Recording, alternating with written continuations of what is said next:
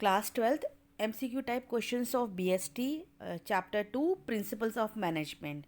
Okay, the first question given at that, which of the following statement is true with the reference to principles of management? The options given is that the principles of management have involved, the principle of management are yet to be involved, the principle of management are in the continuous process of evolution, none of the above. अब इस question में आप देखिए question क्या पूछ रहा है, which of the following statement is true with reference to principle of management. Okay, अब इसमें देखिए क्या ऑप्शन है जो ट्रू करता है. ऑप्शन सी देखिए, क्योंकि जो ये है the principle of management are in the continuous process for of evolution. The principle of management are set to be elementary in nature as these principles have evolved over a long period of time with continuous practice and experimentation. ये जो प्रबंध का सिद्धांत है ना, ये continuous process है. इसको जिस तरीके से आप जो बहुत लॉन्ग पीरियड चलता है, कॉन्टिन्यूस प्रोसेस चलने वाला है और हम डिफरेंट टाइप के एक्सपेरिमेंट ही करते हैं, तो that is the principle of management are in the continuous process of evolution. Coming up the next question. Next question is given that कि by profession Taylor was a mechanical engineer, mining engineer, psychologist, human resources officer. तो हम लोगों ने पढ़ा है, उनकी introduction पढ़ा हुआ है, तो वो क्या थे, मैकेनिकल इंजीनियर थे. नेक्स्ट आते हैं नेक्स्ट क्वेश्चन की तरफ हम. The principles of pure science is consider to be in nature flexible, rigid या क्रिएटिव. तो क्या आ जाएगा इसमें आपका ऑप्शन सी. ऑप्शन सी मतलब क्रिएटिव. बिकॉज ऑफ दैट, क्यों ऐसा है, because they are applied in the absolute और a static manner, so that we can say in a creative.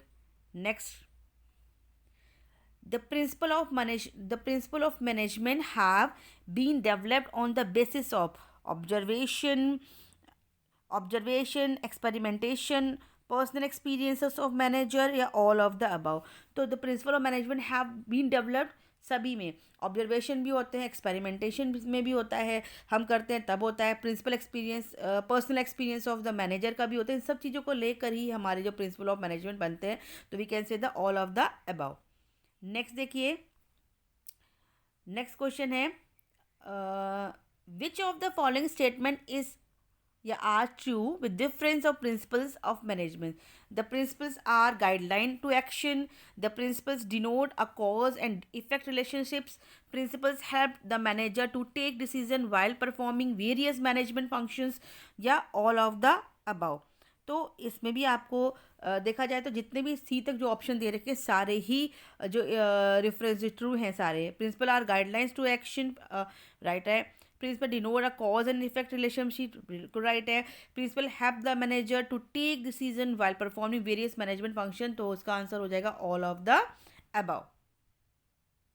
Coming up the next question.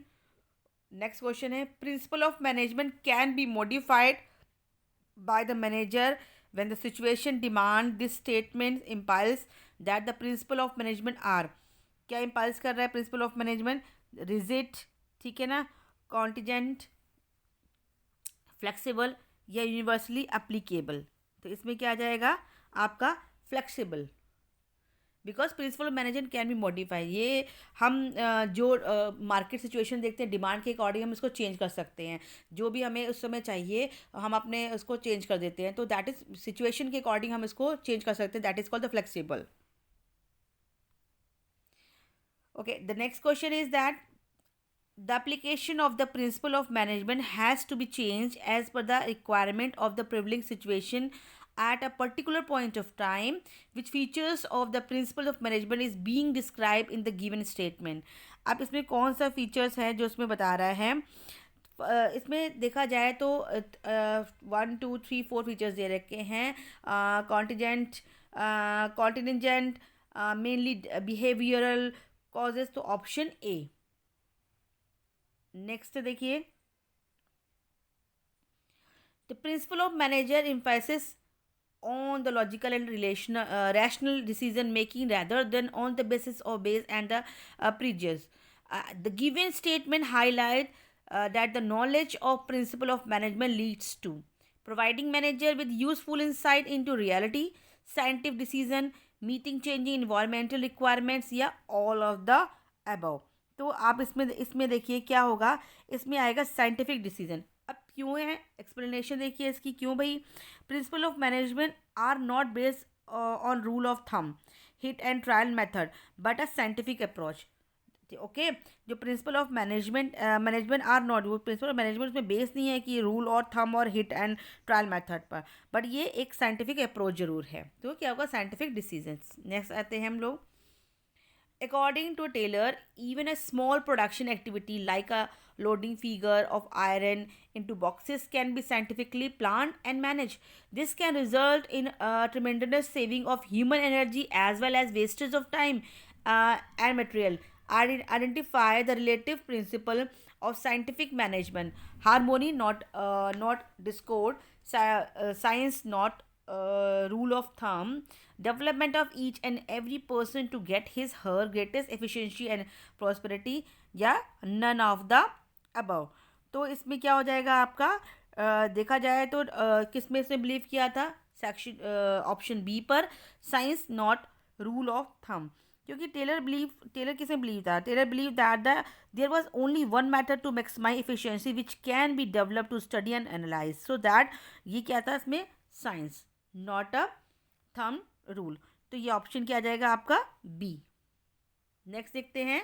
Okay, the next question is the concept of work study technique includes. क्या includes कर रहा है इसमें, time study, motion study, fatigue studies, या all of the above. तो इसमें सारा चीज़ जो होता है वो किस में आएगा आपका, ऑल ऑफ द अबव, क्योंकि वो जो वर्क टेक्निक में सारे ही आते हैं. The concept of work study include the time study, motion study, ठीक है, fatigue study and the method study. तो ये सारा मेथड स्टडी भी रहेगा, तो ये सारे ऑप्शन जो हैं उसमें ये इंक्लूड होंगे, यानी all of the above. Next question देखते हैं. The next question is the objective of this technique of scientific management is to reduce a given line or a product to a fixed type size and characteristics. Name the technique. Method study, differentiate a piece wage system, standardization and simplification of work, या functional pharmacy.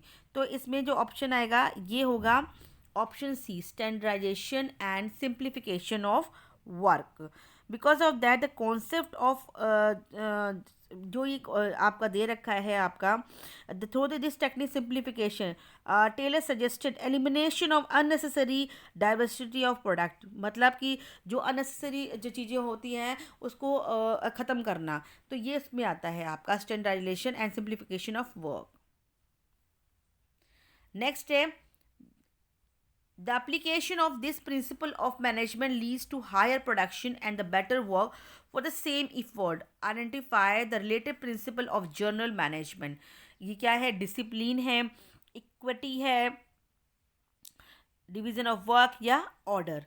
तो आपने पढ़ा हुआ है सारा, तो किस में आ जाएगा इसको, डिवीजन ऑफ वर्क. तो डिवीजन ऑफ वर्क पे आएगा. Because of that, the principle of the application of principle of division of work enable an employee to gain proficiency in work by doing it repeatedly over a time to time. but जितना ज़्यादा वो करते रहेंगे, वो उनको चीज़ को जो effort डालते हैं बेटर, तो वो बेटर अपने एफर्ट देते रहेंगे तो बेटर रिजल्ट मिलता जाएगा. नेक्स्ट देखते हैं हम.